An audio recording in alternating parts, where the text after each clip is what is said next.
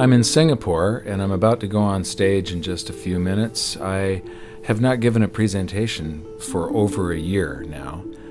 I was in a little fender bender a while back, and so I took a little bit of time off. There's this sense of urgency now. The global dollar standard was put in place by a series of accidental events that were very fortunate for the United States because it gave us an advantage over the rest of the world. But our politicians over the past decade or so have abused this privilege as though it was their birthright. And now the rest of the world are turning their backs on the US dollar standard. This is going to cause a financial calamity the likes of which we've never seen before, and it's going to be devastating for most people. I don't want this to happen, but the damage has already been done. So I'm going around trying to alert people and show them how they can protect themselves and turn this into a great opportunity for themselves. There's always one result from what we are doing right now, expanding the currency supplies all over the planet. There's one result, and that is higher gold and silver prices. I love America, at least the America that the Founding Fathers created, and I'm hoping that people get interested in this so that they'll see that what made America great is the answer to our problems, to get back to free markets, free people, and sound money. Our own history proves that this is the road to maximum prosperity. We are entering a period of financial crisis that is the greatest the world has ever known.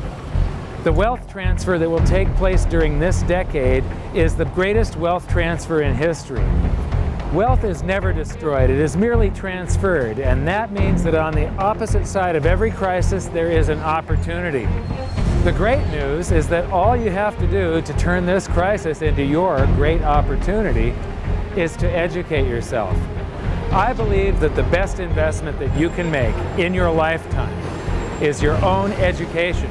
Education on the history of money, education on finance, education on how the global economy works, education on how all of these guys, the central bankers, the stock market, how they can cheat you, how they can scam you. If you learn what is going on and how the financial world works, you can put yourself on the correct side of this wealth transfer. Winston Churchill once said that the further you look into the past, the further that you can see into the future. This program is all about creating your own crystal ball, being able to gaze into the future, being able to change this crisis, the greatest crisis in the history of mankind, into your great opportunity.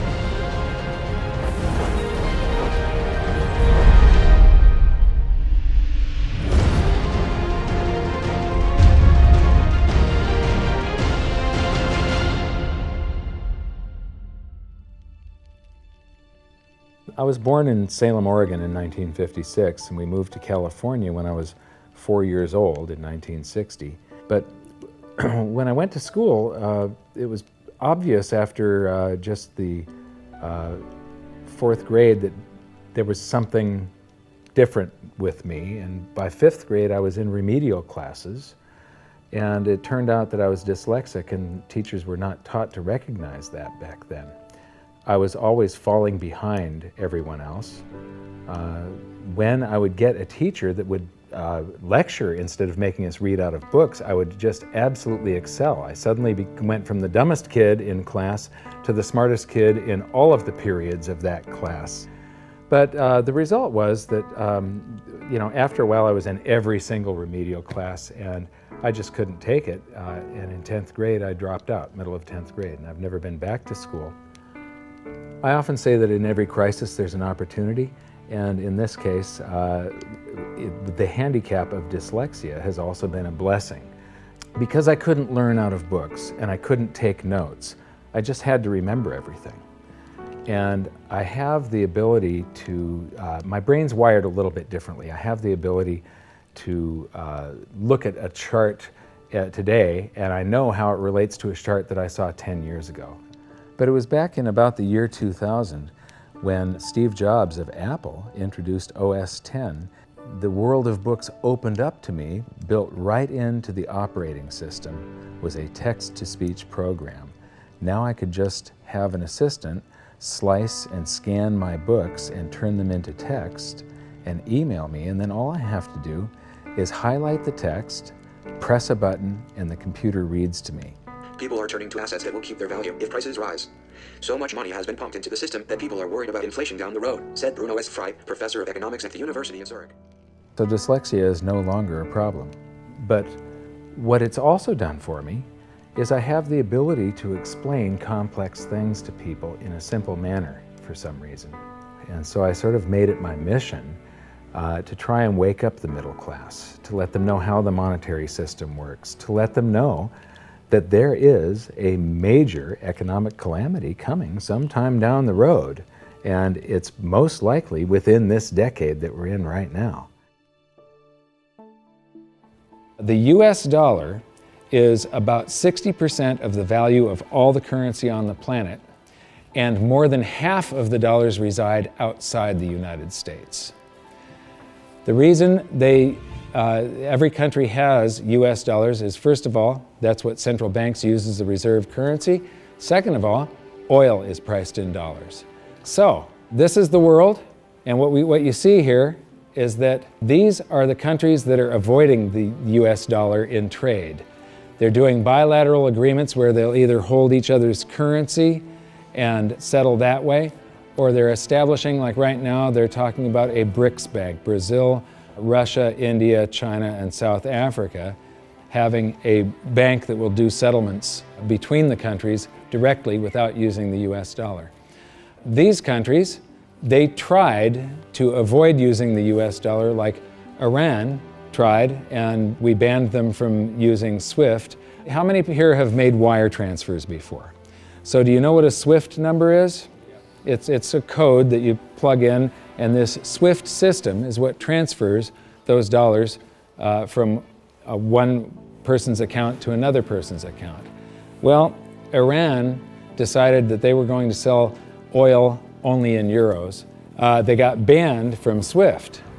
But there's countries right now coming up with a replacement for SWIFT, and it doesn't use the dollar, it's the Sukra system. And Iraq started selling oil for euros. In Libya, they were talking about creating the gold dinar and selling oil for gold. So those are the countries that are trying to use something other than the dollar. Then we've got gold competing with currency. And there's a lot of talk around here about the gold dinar, and there's people that are actually using gold in some of the countries over here. And then in Utah has recognized gold and silver as money again. It's legal tender currency in the state of Utah in the United States. And then you've got physical gold accumulation. I'll show you later that China is accumulating an immense amount of gold, but all the countries with an up arrow, that's gold accumulation. Then we have gold repatriation. Germany has been asking for their gold back, and they're getting it. Venezuela has repatriated their gold from the Bank of England. And then if we put this on a timeline, here's the nails in the coffin for the dollar standard, and you will see that there's not a lot of time left. This is my evidence that I think is proof that the death of the dollar is coming, and it's coming shortly. Nixon ended Bretton Woods, and we went on the dollar standard. Then the first nail in the coffin is Iraq sells oil in euros. The crisis of 2008, and we added 1.25 trillion to our base money in the United States. As we add to the base currency, people get worried about inflation. They start rushing toward gold and silver. Iran ends oil sales in dollars, and they're taking commodities in trade for oil. They're taking, in Turkey, they take the local currency and then buy gold in Turkey and export the gold to Iran. So they're basically selling oil for gold. They do the same thing with India. QE2, quantitative easing, that's more currency printing in the United States. Libya, China and Russia bypassed the dollar. They did a bilateral trade agreement where they hold each other's currency, and they do direct debt settlement without having to wire transfer US dollars. Chinese president just recently said that the dollar as the world's reserve currency is a product of the past. Utah recognized silver and gold as money. China and Iran bypassed the US dollar with a bilateral trade agreement. Venezuela repatriates its gold. China and Japan trade directly. India and Japan bypass the US dollar. Russia and Iran trade directly. Iran sells India oil for rupees and commodities. China and Brazil trade directly. Swiss citizens demand gold repatriation. African countries ban the dollar. In Zambia, you can go to jail if you use US dollars. Quantitative easing number 3. They have announced at the Federal Reserve that they're starting with $40 billion of currency that they're creating each month, and now it jumps to $85 billion. That's more than $1 trillion a year. And remember, it took 200 years to go from no dollars to 825 billion, and now they're going to create $1 trillion every year. Iran trading energy for gold. Singapore removes tax on money. Germany repatriates 150 tons of gold from the New York Fed. The citizens of Netherlands demand gold repatriation. Ecuador repatriates part of its gold reserves. Austrian citizens demanding gold repatriation. China acknowledges fundamental market shortage of gold. And now, the Fed is increasing the rate of printing. I said from 40 to 85 billion every month, just over $1 trillion per year. So those are the nails in the coffin for the dollar standard. And if you noticed, they're all speeding up and they're all happening right now. You don't have a whole lot of time. And if you wait too long, then the opportunity is gone. It's going to fail. Why is the dollar sacrosanct? Why is it not going to happen to the US dollar? Well, it will. People think, oh no, it's high technology, or we have computers now, or the internet. And these are ridiculous arguments. The truth is, all fiat currencies have failed, and there's no reason why this one won't. What worries me again so much is that it's a global situation. And so it's going to cause problems on a global basis. And it's a trust breaking down. And you're already seeing the trust breaking down, as I said earlier, because you're seeing different countries exchange directly with each other's currency, circumventing the dollar. You're seeing that in oil. You're going to see it more and more. And people are just going to opt out of the dollar. And you'll probably get to a point before the whole thing collapses entirely where the dollar is more or less used internally in the United States and externally is not used as much, because there'll be a lot of agreements made between nation states outside of the United States that will want to use each other's currency and not the dollar.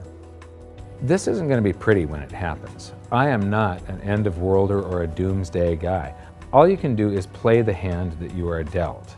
If we go to a new monetary system, and I think it's absolutely inevitable, there's just too much energy built up in this one that has to release. It has to come crashing down somehow. When that happens, there's an enormous wealth transfer for people that are on one side of the bet or another. And people don't realize that whether they think they are making a bet or not, they are making the bet. They are involved. This wealth transfer affects everybody, whether you want to participate or not. If you're holding paper assets and paper currencies, you have bet one direction. If you're holding gold and physical assets, you've bet the opposite direction. So these are changes in Chinese holdings. They are accumulating gold. They are getting rid of US Treasury bonds. This is gold held in China. The green line is the cumulative gold. That's on this side, this scale. So it's gone from about 700 tons to almost 6,000 tons just since the year 2000. So this is their central bank holdings. This is their mine supply. But this is, and my researcher put all of this data together. You're the first people to see this. This is the amount of gold flowing through the Hong Kong exchange that goes into China. And the past couple of years here, they have ramped up their buying. They know that the dollar standard is coming to an end, and they are protecting themselves, and you're probably going to see gold-backed renminbi someday, the yuan. So this is an interesting chart. Change in global influence. So this is the correlation to this basket of currencies. This basket of currencies, if you add them all up, they're trading up or they're trading down. And this was pre-crisis, so it's before 2008. So this is from the International Monetary Fund, it's their data. So from 2005 to 2008, This is the correlation of, if that basket of currencies was trading up, the dollar was probably doing about the same thing is what it's saying. The Chinese renminbi, a little less so. And then this is today. The US dollar is done for.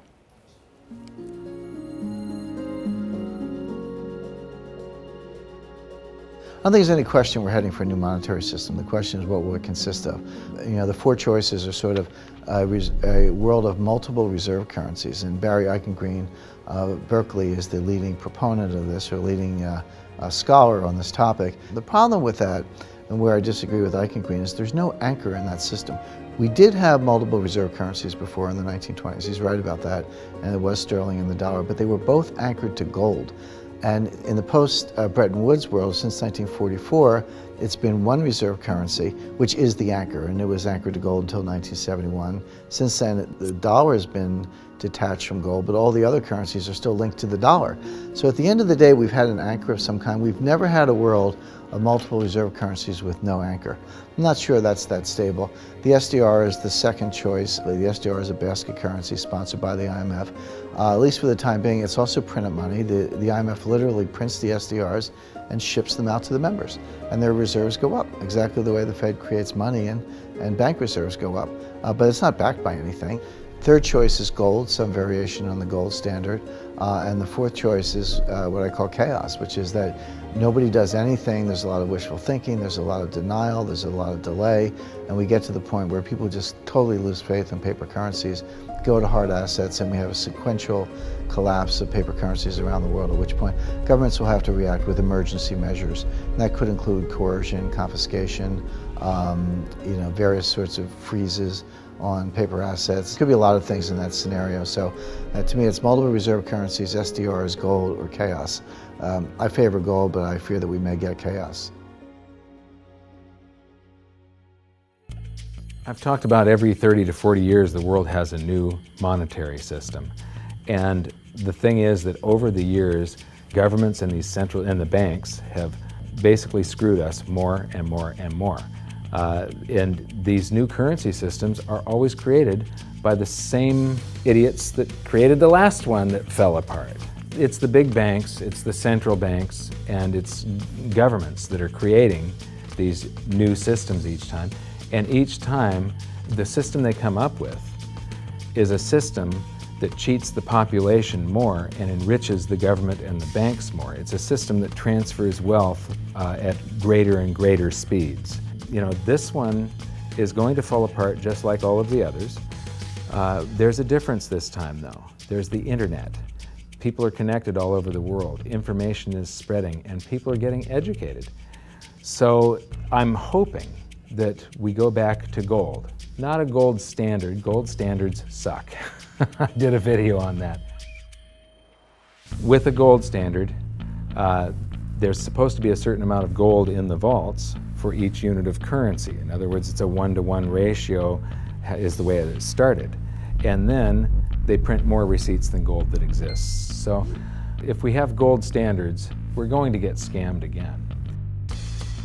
If we used gold and silver, if the public gets educated enough before all of this happens, if we went back to gold and silver, then governments can't scam us. It limits their ability to transfer wealth from the population to the government and to the banks. A lot of people say that you can't use gold and silver today because they're too heavy and bulky, and it's completely wrong. You could put gold and silver in a vault, and you could make payments to somebody by transferring ownership of nanograms, grams, or ounces of gold and silver from one person's account to another by means of a check, a credit card, or even your cell phone. If we go back to a gold-backed currency, gold-backed US dollar, at that point, I think the minimum scam that the US could get away with, which means the minimum number of dollars in existence that they could make convertible into gold, would be the dollars that are held in foreign central banks. That would be similar to the Bretton Woods system that we had from 1944 to 71. Well, I did some analysis on this when I was writing the book back in 2005, and back then it required $20,000 an ounce gold for the Treasury to have enough gold to cover those dollars, or the New York Fed actually. And if they were going to back all of the dollars, you're talking gold measured in the hundreds of thousands of dollars per ounce. There just isn't that much gold, and there's a whole lot of currency. We keep on printing it every minute of every day.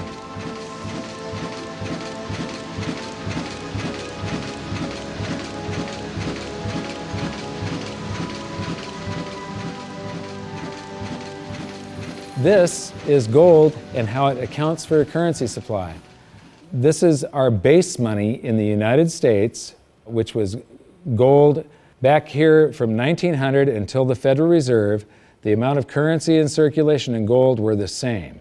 And then we established the Federal Reserve, and we inflated for World War I, and we had more currency in circulation than we had gold to back it. There were some bank runs in the 30s. Then Roosevelt unpegged the dollar from gold, and gold's value rose from $20 an ounce to $35 an ounce. And when it did, the value of the gold held at the U.S. Treasury rose to meet the value of all the currency that was printed in the meantime. Here's the same chart again, but now I'm taking it out to 1971. And what you see is these gold inflows during World War I. During World War II, it's another 117% gold increase. This is what made the United States a superpower. It's all financial. It isn't our war machine necessarily. It's all the gold inflows that we got because everybody else was at war and we were isolated from it. And they had to pay us for all their consumer goods and so on. And then we jumped into the war and we inflated. And then in about 1959, countries started figuring out that we didn't have all the gold. You know, we were printing more dollars than gold that we had to back it.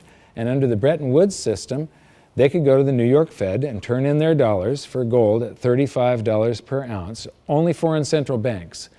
Individuals couldn't do that. So gold started flowing out, and the U.S. lost 50% of its gold from 59 to 71. And in the meantime, we kept on printing currency. If this had continued until it got down to zero, if there was one more dollar out there that laid claim to gold, that came in and said, we want our gold for a currency, and there was no gold to back it up, the entire world monetary system would have come crashing down. So Nixon had to take us off of the Bretton Woods system, the last vestiges of the gold standard in August 15th of 71. So here's the same chart again. There's the first chart and the second chart to 71, and now I'm taking it out to 85, and I'm adding a second line here. How many people would agree that credit cards are replacing cash in circulation? Yeah? Credit cards, you use your credit card more and more every year, right? You use cash less and less. Well, this is outstanding credit card balances. It's called revolving credit outstanding is the name of the chart that you get from the Federal Reserve. When you charge something on a credit card, you create currency. The bank didn't actually loan you anything. They invented numbers, and then they have the gall to charge you interest if you don't pay those numbers back on time. So the thing is that the merchant that you're paying, the restaurant or the grocery store, that merchant's checking account can't tell the difference between the credit dollars that you created or the cash dollars that you pay them. So to that merchant's checking account, it all looks the same. And those dollars that you created stay in circulation until somebody saves them up and pays down credit card debt. So unpaid credit card balances I include as part of the cash in circulation. And in 1971, Nixon took us off the gold standard, and gold became a freely traded separate commodity/money, and it did an accounting of the currency supply. There was quite a while here where we could have gone back on the gold standard. The value of the gold at the Treasury exceeded all the dollars printed from George Washington to Jimmy Carter. And for a week or so, a couple of weeks, it exceeded base money plus outstanding revolving credit. So here's the same chart again. That was to 1985, and now I'm going to take it out to today. And so there's that 1980 peak where it shot past base money and base money plus outstanding revolving credit. And then we get to the crisis of '08. And Ben Bernanke, oh, by the way, instead of billions, we're now measuring in trillions. So we started in millions, and then it went to billions, and now it's trillions. So we did the bailouts and all the quantitative easings, and that's what the currency supply looks like today. And then they announced quantitative easing 3, which is that 85 billion a month that they're creating, and they think they're going to have to do it until about 2015. So here's the projection for gold covering the currency supply today would be $13,400 per ounce gold, for history to repeat and for gold to do the same thing that it did in 1934 and in 1980. And believe me, it shocked people in the 1970s. When gold was $35 an ounce and Nixon took us off the Bretton Woods system, all the economists were predicting that gold was going to go down because now there was going to be no more monetary demand for it. Anybody that said gold was going to go to $100 was considered an absolute lunatic, and it went to $850. It rose 24 times its price. Well, when I wrote my book, we were right here with base money. So base money plus outstanding revolving credit. It took about $6,000 an ounce for history to repeat. Today it takes $13,400, and if you include the same overshoot, remember in 1980 it didn't just cover base money, but it shot past it. $24,000 an ounce gold is what it would require to meet that, except the Fed has announced that they're going to keep on printing currency until there's lower unemployment and the economy gets back on track. And they think till 2015. So the projected price, according to the Fed and history repeating, if the Fed does this and then history repeats and gold, the public gets afraid of what the Federal Reserve is doing and they rush toward gold and silver to protect their purchasing power, gold would have to rise from there to way up here, and that is $26,000 per ounce gold to cover. If it does the same overshoot, we're talking about $47,000 an ounce gold. Now, I don't even like to measure gold in dollars. If you measure it in a price doesn't mean anything. It's the value. How much can you buy with the proceeds? If we have deflation and some of this currency evaporates, because it's all just numbers that they type into a computer these days, if we have deflation, maybe gold peaks at $3,000 an ounce and the currency supply collapses to way down here somewhere, and the Dow is at 1,500. That means gold will still be double the Dow. You're still going to get 14 times more paper assets one day than you can buy today with them, and it's probably only a couple of years left that this is going to take, as you saw by how the nails in the coffin of the dollar standard, how they're speeding up. If we have big inflation and the Dow goes to 30,000, maybe gold will be 60,000 an ounce. And if we have hyperinflation, the Dow would be 30 trillion and gold would be 60 trillion. It doesn't matter. In any case, gold would buy you 14 times more paper assets than it does today. So these are the global assets. Here's the bond market. Here's the stock market. This is the value of real estate on the planet. And these are bank deposits, and there's gold. Now, that little slice of the pie is going to get a lot bigger in just the next few years, and it's not going to do it by a whole bunch more gold just appearing. It's going to do it by the price of other assets going down, or at least their value going down, and the value of gold going up. So the price of gold will change. That piece of the pie is going to grow. It was a lot bigger back in 1980 when gold was at $850. It's going to get a lot bigger today again, but today, as you've seen, it requires far, far higher prices. So, the death of the dollar standard. How many people here believe that I'm sort of predicting what's going on in the future here? You can see that there's a new world monetary system coming.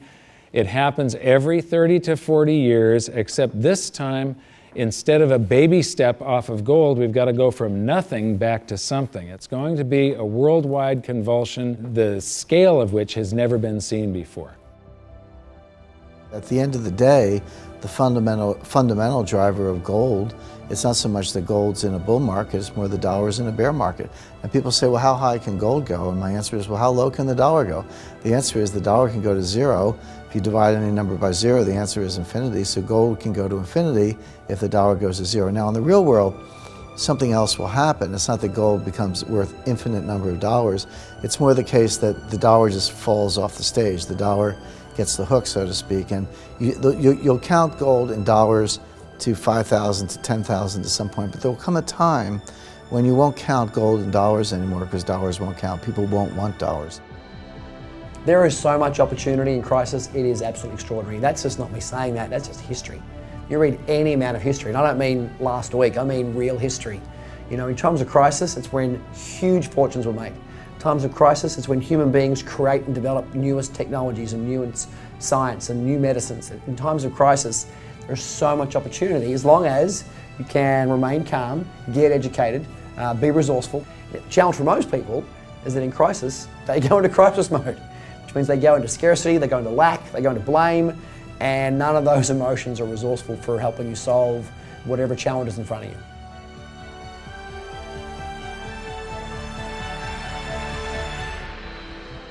I believe that this is probably the greatest opportunity of anyone's lifetime. There has never been a situation where everything came together just like this. This is the first time in history where all the world's currencies are just fiat currencies backed by nothing. And if what I think is going to happen happens, this is the greatest wealth transfer in history. It's the greatest opportunity, and it'll never happen in our lifetimes again. So now we've learned the following hidden secrets of money. There is a global loss of confidence in the US dollar that is accelerating rapidly. The change to a new monetary system is inevitable and will most likely be chaotic. Gold standards do not work over long periods of time, but gold itself does. The public contributes to the massive amounts of currency creation by using credit cards and signing loans. Gold has already accounted for the expansion of US dollars twice in the last century and may likely do so again. So that's it for this episode. I thank you for watching, and I hope you enjoyed it. I know I threw around a bunch of astronomical prices for gold someday in the future, but it isn't the price measured in dollars, it's how much is its value, what is it worth, how much stuff can it purchase. The price measured in dollars, or any currency for that matter, is just a bunch of numbers, and it really doesn't mean anything. There are numbers that are created by the world's central banks, by the commercial bank system, and we're forced to transact in these currencies. But in our next episode, we're going to clear away the smokescreen of national currencies and show you how the world monetary system really works and how all national currencies have to continue losing value. It is not possible for them to maintain purchasing power over any reasonable period of time. As for the golden nails in the dollar's coffin, it's only been a short while since we filmed the presentation in Singapore, and already there are more of them. So for an update, visit hiddensecretsofmoney.com, and in your free information toolkit, there's an exclusive presentation on the latest developments of the golden nails in the dollar's coffin. Now, I know this episode was kind of serious and it might have you upset right now, but believe me, it's not all doom and gloom. As I've said many, many times before, there are these brief moments in history where the safest asset class, the safe haven investment for the last 5,000 years, also becomes the asset class that has the greatest potential gains in purchasing power, and I have bet my life on it. First, I became an investor back in 2002, and then I started telling everybody about it. I started warning them what was going to happen with the world economy and how to protect themselves, and I made it my mission to educate as many as I could. So in 2005, I wrote my book, and then I gave people a means to protect themselves and opened up goldsilver.com. I believe that my team and I have created the world's best precious metals dealership, because we don't just sell gold and silver, we are gold and silver investors. And what we want to do is help you understand how to get through what is coming, to protect yourself, and to turn all of these bad things around to your benefit. So if you decide that precious metals are for you, please visit goldsilver.com. We'd love the opportunity to become your dealer because we feel that we are more than a dealer. We're a partner with you, and we're on the same side of the fence as you. So thank you very much. Good luck. We'll see you at the exclusive presentation at hiddensecretsofmoney.com. Thanks. do you think this is a man in the lifeboat situation? Let me ask you this. If you knew the Titanic was going to sink and you were on the Titanic, you know there's going to be a lifeboat situation coming up soon. Would you like lifeboats available? That's right. Would you like to get in the lifeboat early, get a nice seat, maybe close to the water, maybe close to the food supply, right there in the middle, nice and comfy? Or you want to be one of the last ones on the boat and you're jockeying for position, you have to throw a kid out to make room for you.